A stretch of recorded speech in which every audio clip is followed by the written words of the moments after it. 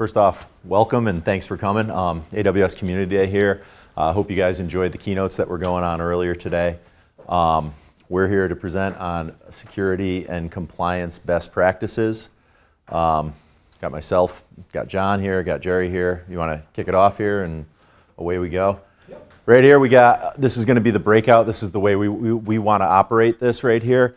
As opposed to throwing a big wall of text at you guys and boring the crap out of everybody, what we're going to do is spend 10 minutes introducing ourselves and kind of the way we're going to approach this and what we're going through. After that, we're going to spend 20 minutes going through basically a breakout, and what we want to do is kind of get hands-on with you guys, hear some questions, kind of work through real-world scenarios, etc. We'll give you a pretty good idea in the introduction as to what we're going to go with that. And then in the last piece of here, just kind of a group discussion, which is a little bit different than the breakout, but really what we want to get to is the concept of, from a compliance standpoint, one of the things that we believe and that we're seeing the industry move towards is that rather than focusing on a specific compliance aspect that you're beholden to, whether that be HIPAA, CJIS, FISMA, FERPA, what have you, rather it's what are just the overall best practices, right? And it's something that we talk about quite a bit in terms of internally at our company, the highest common denominator and what that means in terms of both current posturing and then future posturing as we move forward. Okay. So questions, email, time back. If we finish a little early, great, whatever. One of the things we want to do is obviously make ourselves available. If there are specific questions and we can't get to them here, we'll be giving you our cards. You can hook up with us on LinkedIn, whatever. Shoot us your questions. We're happy to answer them. Our Abbott and Costello pitch here is we've got a tech guy, we've got a lawyer. So this is going to be a combined conversation of both legal and technical implications of cloud, AWS.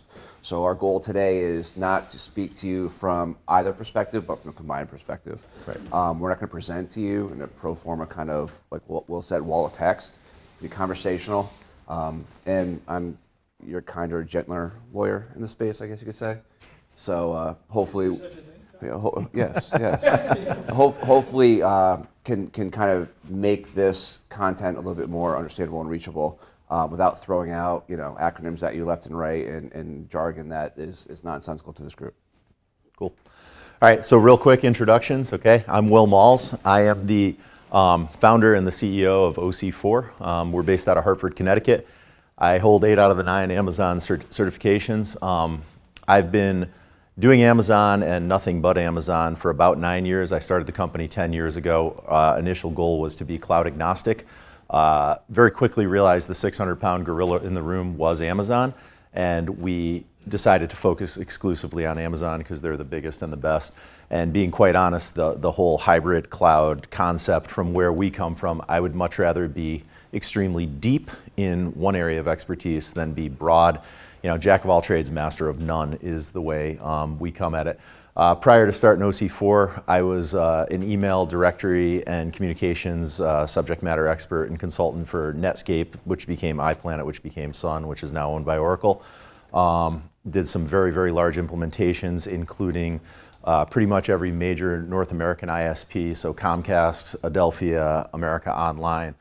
Biggest feather in my cap in that regard was I built the email system that's used by the Army Knowledge Online for the DoD. Did a lot with, obviously, security and compliance on that between SIPRNet and NIPRNet. So it gave me a very good, broad, and deep understanding in terms of what we need to do to deal with military-grade encryption.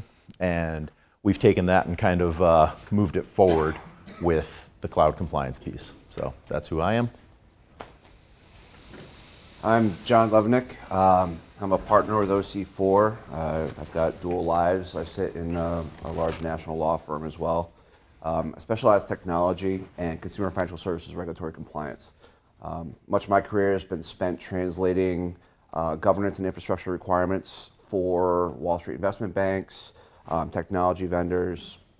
Had the benefit of, in my career, building one of the first mission-critical banking applications to be deployed on a public cloud for consumption by federally chartered, state-chartered banks, and primarily Wall Street. 2009, I had the wonderful opportunity of being the general counsel of a firm that had to actually resell cloud compliance to lawyers after $1 million deals have been closed and done. So unfortunately, I got really close to cloud infrastructure and deploying applications on public cloud for heavily regulated verticals. That company was ultimately absorbed and eaten by Accenture, and my career was very short with them and joined Will very shortly thereafter. And we've been focusing, not primarily, but by happenstance, in working with the heavily regulated companies, allowing them to easily adapt and adopt to cloud infrastructure and getting them, working with them to get comfortable with, becoming, growing their infrastructure on AWS. Right. So building on that a little bit, we were early to the AWS game. We helped a couple very major companies actually take their first baby steps and adopt AWS. Okay, among them, top 3 healthcare provider. We've had top 5 hedge funds. We've had some large criminal justice institutions. Obviously, without NDA, we can't go into a lot of that. But that got us moving towards a specific idea. Okay, and this is kind of where OC4 has gone. And we're not going to sit here and sales pitch you. This is kind of our corporate identity. So 10 years, we've been in business as of this month. 10 years as an AWS partner. We were actually pretty early on the wave at that point. So as I said earlier, we're specialized on AWS. It's all we do. We don't do Azure. We don't do GCP. We don't do anything else. We live, eat, and breathe this. Never took on private venture. Our mandate is ours and ours alone. We are owned entirely and 100% by our employees. And this next one is kind of the big differentiator for us. It's our stance in the market is there's a lot of pressure from a lot of MSPs, a lot of advisory firms where they push to control customer spends, et cetera. Our stance in the marketplace is a pretty simple one, which is we're here to help you. I don't want to control you. I don't want to dictate to you, et cetera. So our stance is that we want to enable our customers and our partners and everyone else to use Amazon. At the end of the day, if we do our job well, you're going to continue to do business with us. So that's kind of our philosophy, and we see that as a key differentiator. Anything you want to throw on top of that? No, that nails it. Right. So, all right, we're going to get to this in 1 second. The biggest thing here before we get to this is that the way we like to approach security and compliance from an AWS standpoint is, again, I said this earlier, but it's from a highest common denominator standpoint, right? So, I would wager we've got a lot of people in here who cross different industries, right? I mean, how many people are PCI DSS? Just real quick, right? Put it up, right? And then we've got HIPAA, I would imagine, represented in here, right? Okay, and then you can get into, CJIS, higher ed, federal. It's pretty immaterial. Or even who's a vendor that supports multi-verticals? A vendor that has to not only understand what they do as an application, but understand what their clients' obligations are and have to transpose their clients' obligations in different verbiage for the same concepts. Yeah, that's a great call. Okay, so when we get right into it, right, and this is stolen directly from AWS, but it's a pretty good representation. It's a nice, pretty graphic, everything else. So when we get right into it here, we've got the rings and everything else, customer data at the center of it, okay? So obviously you've got your infrastructure security here. That box is checked by AWS, right? That's the SOC 2. You can get that off AWS Artifact. Okay, next box is going to be, wherever it comes in, there you go, data protection. Okay, so what are we talking about with data protection, right? We've got KMS, encryption in flight, encryption at rest, right? Other things that we can do around that. But also distinguishing the shared responsibility model as well. Go ahead. So Amazon has, as I'm sure everyone's aware of, Amazon covers, as Will referenced, the core architecture of their compliance obligations. But the question always poses to me is, where's that line cut off? Where's the bright line between AWS's responsibility and my responsibility as consuming AWS in the shared responsibility model? Okay. So the data protection, and we can break out on this a little bit more later if we need to. We're just trying to keep things moving along. So next piece here is going to be, where'd it go? There it is. IAM, okay? So managing identity and access is actually, in our opinion, one of the up and coming pieces of where we really need to do a better job in terms of the way we implement AWS. It's not just us, it's everybody who's consuming AWS, right?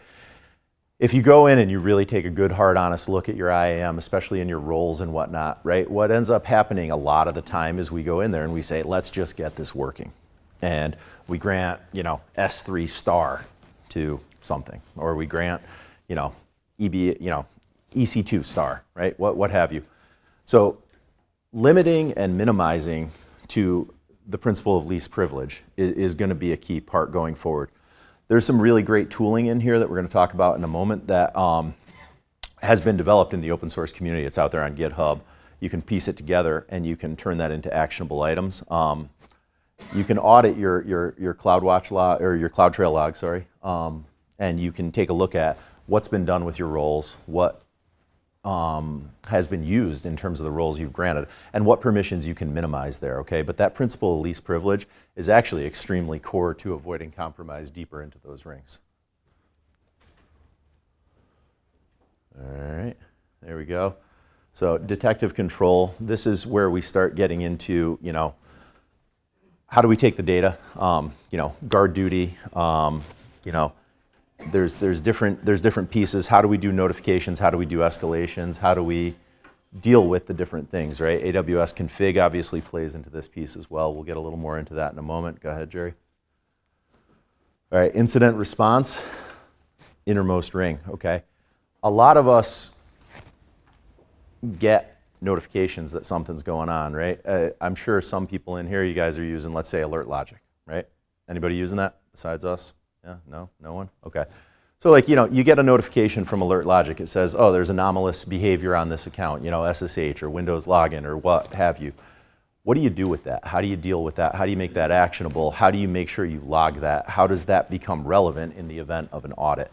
These are all pieces that we need to kind of take a step towards as well. Living in the financial services world, this is probably the key element that will require many financial institutions, for example, to self-identify risk.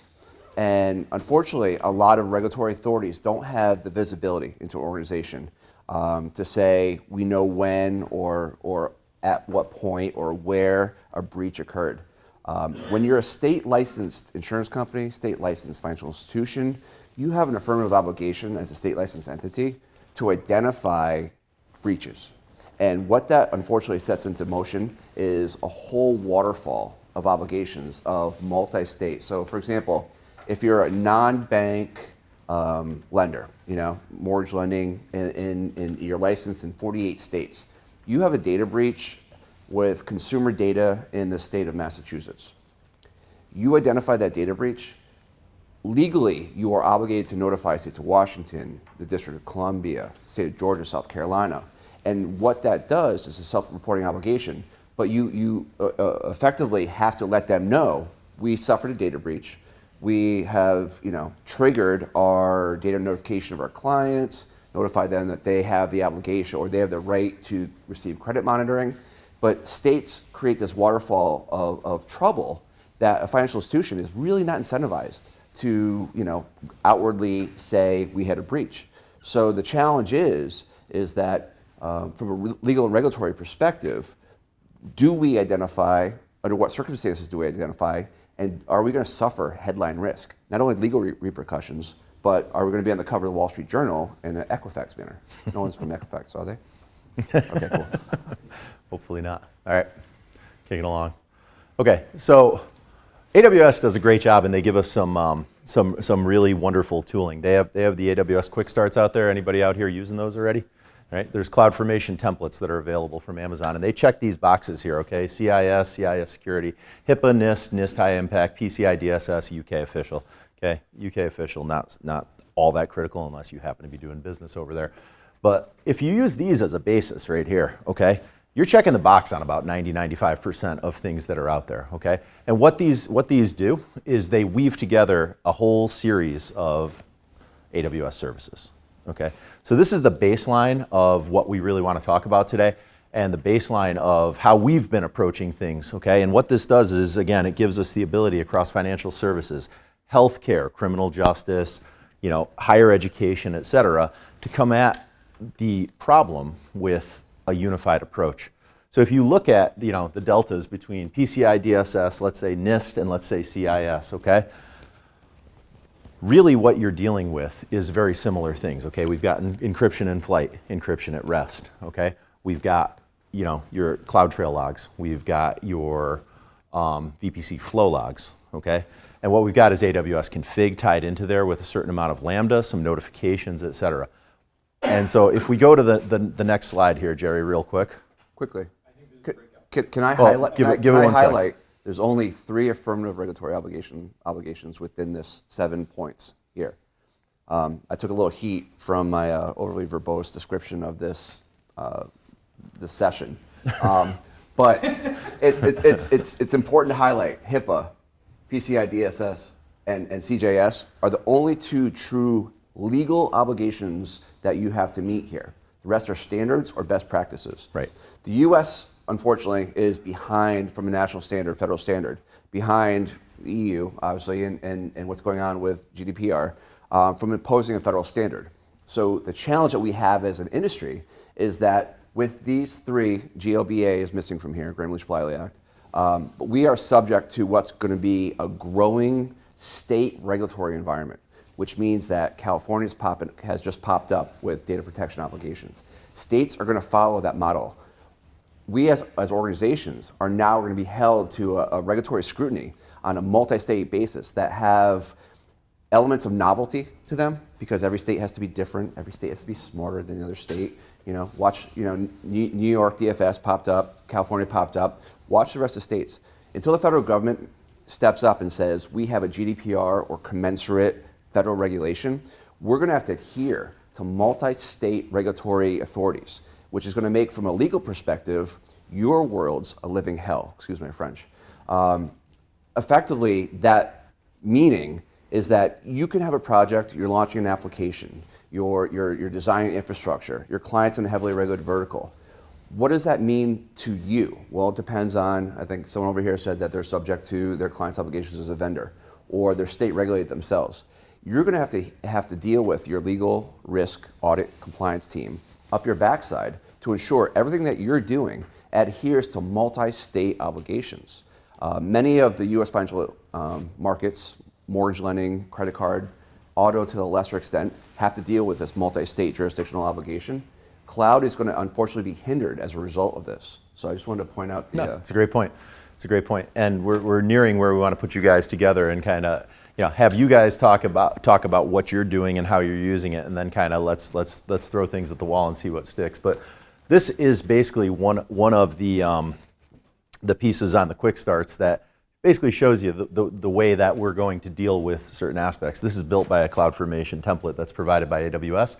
And it kind of gives you like a blueprint, a basic piece. And you can see we're knitting together a lot of pieces here, okay?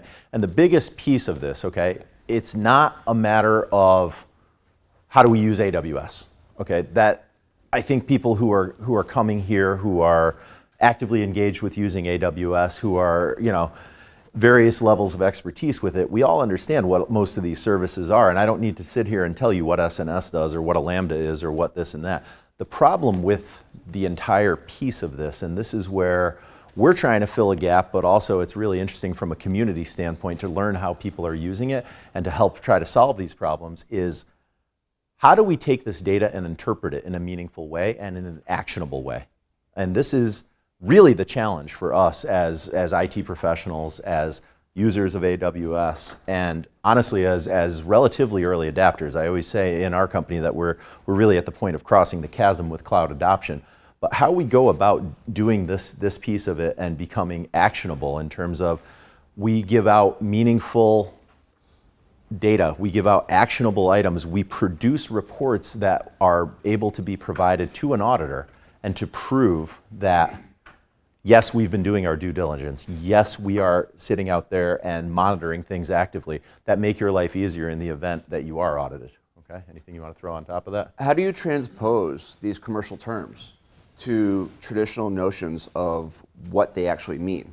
All right, so if any of you have tried to deploy an application, like I said, build out an infrastructure, and your legal and risk team comes in and says, "Hold, stop, freeze. We know you have a deployment date, we know the deliverable date, but we need to be sure that you're checking boxes." We don't know what CloudWatch means. We don't know what logging does. How do you transcribe, how do you explain to them what the effect of these commercial terms actually mean for legal, audit, compliance, governance to check that box and say, all right, you're good. You're good to go. You know, allow them to get comfort to understand what you're doing, that you've effectively, you in your minds know that you are building to the best practices standard from a security and compliance perspective, but they don't understand cloud or technology for the life of them. And that's a challenge that we understand that you face on a daily basis. Yep. All right, go ahead, Jerry. I know you're dying to jump in here. Oh, no, I'm not dying to jump in. Well, you So what we want to accomplish here is we've seen a lot of, or are you going to do this? Yeah, you go. We've seen a lot of scenarios. We worked with a lot of emerging companies, large organizations looking to dip their toe in the cloud, getting comfortable with the public cloud. What we want to do is we want to hear from you. We want to hear scenarios. We don't want to impose upon you our experience. We want to hear what you're facing, challenges you're facing, scenarios that you're up against. And we want you to collectively get together. What are we doing, 2 by 2? Yeah, I think that's what we were talking about. I mean, the long and the short of it is this is community day. So if we can't help you solve your problems, we're not doing our job, okay? So we'd like you guys to interact, commingle, all that, right? We're all IT people. We all tend to be a little bit shut down and nerdy and all that, right? So I know I'm guilty of it as well. But if we can engage and maybe get an active discussion going, whiteboard a few things out, whatever, that would be great. So what we'd like to do is take a few minutes. I don't know how long we got here, boss. Yeah, so what we'll do is, you have 2 rows here, right? If you folks turn around and interact with them right behind you, and then so forth and so on back, so we have groups of 2 in each like that. Did I explain that well? So like you guys here, turn around, talk to the ones behind you. You guys do the same on this side, and then here. And come up with kind of, the questions that you wanted to have answered today, why you attended the session. Give us some real life scenarios. Real life scenarios. Hypotheticals, best practices. Hey, I've got this specific thing going on. If you guys can come up with, per group, 1 or 2 good questions, we'll go live with them and start talking them through. And anything that doesn't get gotten to here, we're happy to take offline and continue talking about. So we'll give you a couple minutes on that. And Stump Will. What? I said Stump Will. Stump Will.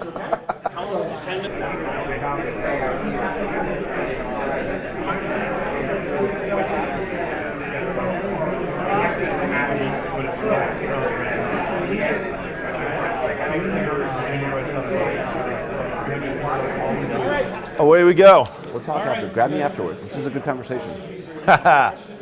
Awesome question. Okay. So right here we got what are the best tools to produce actionable and auditable reports? Hey, is that something you guys had too? Yeah, well, so this is really, honestly, this is where there's a giant shortcoming in the market right now, okay? And if you go out on GitHub and you start noodling around, okay? There's a bunch of really good tools, okay? And the problem with them is, what's the biggest problem we all have with AWS, right? Anybody ever taken a look at your billing bucket, right? It's insane. You can't manage it. You can't deal with it, right? So you have companies that have these entire niche markets. You have Cloud Health. You have Cloud Checker. You have these guys, right? And what do? They munge the data. And who here uses Cloud Health? Just real simple example, right? I'm sure a couple of you guys do, right? Yeah. Well, go figure, right? But I mean, Cloud Health, right? Okay, Cloud Health does a really nice job of taking the data, munging it, and slicing it, dicing it, giving you a few pretty pictures. And then you go use the Cloud Health API, and you still have a mountain of data. And that's already been extrapolated down, right? And that goes for anything. That goes for your CloudTrail logs. That goes for your VPC flow logs, right? And you've got things like GuardDuty where we can do anomaly detection and everything else. But again, you've got these mountains and mountains and mountains of data. So what you've got right now in the marketplace is really you've got a whole bunch of individual tools that sit there and they address one problem, right? You've got one that will sit there and we've actually played with it. It goes out there, I forget the name of it, I apologize, I can get it to you guys, but it goes out and it looks at your IAM policies and it tells you, hey, this user has this permission and it hasn't been used in 6 weeks. take a look at, do you really need to have that grant on that user or that role or that policy? And the problem is, we're trying to hit a moving target, right? You're still constantly doing your development. You're rolling out CloudFormation. You're doing updates. And what you really need to do is you need to try to adhere to that principle of least access, least privilege in terms of access. So I'm still not answering your question. I apologize for that, but I'm rambling a little bit. Okay. There's other pieces of it as well that say, this happened, that happened, what have you. So in terms of like coming out with a report that's actionable, there's SecurityMonkey, which is probably the best tool on the market. That's from Netflix, that's open source. That requires that you run a bunch of infrastructure internally, and the problem with it is it doesn't spit you a report automatically. It doesn't say, hey, here are the things that are broken and that you need to deal with. Because everybody's configuration is a little different, it's a fairly generic tool. It can sit there and it can say, hey, this is weird, this has access to the world, and you can check the box and say that's okay, and then it won't report on that, et cetera, going forward. But this is actually the problem that we've been working on solving internally here. Too much information is a bad thing. From a legal standard, and this is not legal advice, do not take this explicitly. I can say it if you want, because I'm not a lawyer. Yeah. Unless you have an affirmative regulatory obligation, you want plausible deniability. Amazon provides you access to a mountain of data that if you had the wherewithal through open source technology, such as the Simian Army, yep. You can do a number of amazing things. But the challenge you have, your executives, they don't want to know what they don't need to know. So you have to be particular, you have to be deliberate, and you have to understand that if you're creating reporting, that reporting is driven by a legal, regulatory, or operational obligation exclusively. If you create, with great power comes great responsibility, right? You create a report that shows inherent weakness, a problem, identifies a trigger, and you don't take action upon that, you're effectively screwing your company. You're giving your executives knowledge of an error. They're not taking action upon it. You're making your own company culpable. So, once again, without answering the question, there are reporting tools. The reporting tools, unfortunately, are very bespoke. It depends on, if you're a vendor working in multiple verticals, you can create generic rules-based reporting obligations that fulfill a certain obligation. But as a true lawyer, I'd say work with your legal and regulatory group. Understand that the data you're ingesting, the reporting you're putting out there, meets a particular purpose, meets a specific obligation. And I'm going to chime in real quick as the IT guy, because we want to solve the problem, right? That's what we all want to do. Okay, and this stuff, I kind of want to punch him in the head, honestly, when he talks like that. But I won't. We've all been. Right? No. That's But it's we have to walk that line, right? And this answer we're giving you right here is far too generic. I realize that. John realizes that. We do want to take a couple more questions, and this is something we'd certainly be open to discussing further offline. If you want to hit me on LinkedIn, John on LinkedIn, we'd be happy to carry on the discussion. We could start a Slack channel on this one if you want. I can list out the tools, et cetera. Anybody who's interested, please let us know. Okay, but we do want to get to another question or two, and I apologize that wasn't as deep as you guys might have wanted, but we're more than happy to continue the conversation. Okay. All right. Who's got another burning question? We have on to this side of the room. Oh, he raised his hand first. Shoot. How do you accomplish least privilege with IAM? Are there specific tool sets that you would recommend? So yeah, that kind of plays into what we were doing before. This is one of the hardest things we've got, right? So like I said earlier, you want to sit there and you want to get your application to work. So you're coding up an app and you're like, yeah, it's got to hit S3. And you look at S3 when you're coding it up in Boto, and how many S3 permissions are there just alone, right? I mean, there's got to be 40 of them, 50 of them. I don't even know the number, right? But okay, you need list buckets. And you need the ability to do that across all buckets, everything else. And a lot of times when we're doing application development or we're creating a policy or what have you, what we end up doing is saying, good enough, right? And that's the problem we're dealing with here, is how do you remediate that? How do you say, we got there? And the honest answer is there's a couple open source tool sets out there that have that capability. I talked a little bit about that before. I'd be happy to get you the name of it. I don't know it off the top of my head. I have one by Netflix, RepoKit. Yep, that's one of them. There's one or two other ones that are available on GitHub that do it. They print out a report. The problem with that report is that it's just a wall of text. It doesn't do anything in an automated fashion for you. And this is where we are as an industry, and especially in terms of security and compliance.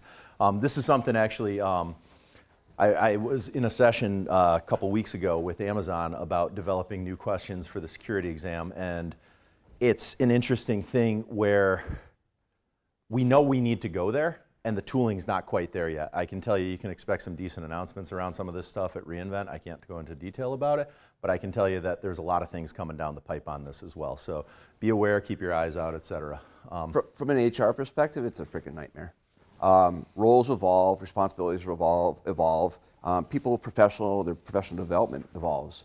All I gotta say is, from a legal perspective, document the hell out of it. Yep. You know, understand who the person is, where they were at any given point. Remember, IAM it's an amazing tool for post hoc assessment. From a retroactive perspective, proactively to ensure that you have your IAM controls in place to prevent a future nefarious actor from malappropriating data from within your infrastructure. That's hard. Yep. What you need to do legally is to ensure that you had the appropriate controls in place, that you had a de minimis infrastructure to identify roles, responsibilities, at least had somebody working with HR and ops to kind of understand and define roles and accessibility. Leveraging tools too, also like OneLogin, like Okta, like Duo, those tools. They give you the ability to have a single choke point, if you will, right? And that's really critical in terms of the human access to that. In terms of roles, getting to the point where you have it necessarily restricted, where it's not too restrictive, and the role can do its job, is obviously the golden pie in the sky piece. But getting there, and Jerry's yelling at me, so. We got 3 minutes left. We can do one more question, and then if you want to come up afterwards and talk more in depth where everybody else uses email. Good. What's your opinion about user behavior analytics and kind of like tying that in with like a SIEM solution? With a what? I'm sorry. With like a Splunk solution or something like that? Yeah. What's your- Well, if you I can didn't afford hear the Splunk, question. more power to you. That's the first thing I'll say. All right. In terms of user analytics, yeah, that's another piece, right? I mean, we're all seeing artificial intelligence, machine learning becoming extremely, extremely, extremely powerful. So, yeah, being able to process some of these logs in terms of real time. I mean, that's really the premise behind AWS Guard Duty, right? That's what we're doing. We're taking in VPC flow logs. We're taking in, CloudTrail, and we're taking a look for anomalous behavior. In terms of munging that through Splunk, apparently we're damn near done here. We're 2 minutes. 2 minutes, all right. Talk about heuristics too. Well, the long and the short of it is there's a tremendous amount of actionable data that you get out of this. Again, this is the being buried under a mountain of data problem that we've got, okay? So at some point, obviously we can't have humans analyzing the data. So machine learning, AI, obviously is going to play a role and take a big piece of that. As far as how do we train those models, that's, I think, really what you're getting at, is that's a much trickier question, because really you need a known good, non-good data set where you say this is malicious and this isn't. And I think the best point we're at right now is to let Amazon lead the way. That's what Guard Duty does. Again, I'm not saying that's the be-all and the end-all, but in terms of raising actionable alerts and alarms and whatnot, in terms of an AWS-specific syntax, that's probably where the best place is. There are third-party vendors. Alert Logic certainly plays in this space. There's several others as well, where, again, Alert Logic's a little bit more sysloggy, but we're going to need to move in that direction. I don't think we have that solved at all. I don't even think we're in the first 10% of that right now. I think ultimately we will. And I think it's going to come pretty quickly. I think within 2 to 3 years, you're going to see that be a lot more realistic than it is today. And There's a lot of people out there claiming that they have a great anomaly detection solution, right? They go in and find the tempo of the organization and say Monday through Friday, through the hours of 10 through 6 Eastern Coast time. This is the standard tempo and heartbeat of a large organization. Unfortunately, due to, if you work in the financial services industry, there are a lot of, black swans that could pop up that could throw your anomaly detection off. That causes a lot of heartache and agita for for people within an InfoSec or cybersecurity team to assess. But right now, heuristics is probably the best solution for us to at least identify from a monitoring perspective. But unfortunately, it takes a team of people to monitor, look into things, and identify problems not past to the human build barrier. that data set to find out what is normal, what is anomalistic, what is, what are the drivers of these. And I would throw one more thing on top of that, which is, when you look at, let's just say like user login and the way we're using user data, right? If you look at someone like, honestly, a lot of your identity vendors, your OneLogins, your Okta, your Duos, they're all driving towards the same place. It's pretty obvious where they're all going. So that's a piece of it for, okay, user login and how are we getting into places, and we're doing SAML assertions, et cetera. I think across the broader syntax of AWS, there's going to be more of that onesie twosie until we start seeing unification. And again, I think that's 2 or 3 years down the road, most likely, but there are pieces of it that are extant today. All right, Jerry? Yeah, I think that's about it, guys. They said for us to finish at 1:45, so I guess if you guys want to stay around, ask questions in detail, we're going to keep Will and Jay here until about 1:00. So they get a break now. We didn't even talk about key management stuff. Happy to have sidebars right now too. Okay, there's M&Ms out there if you guys need a sugar hit and some coffee cakes. Thank you very much. Yeah, thank you guys. Thank you, guys. Is there any initiative to Community try Day to stickers if you're standardize the so language inclined. that's used in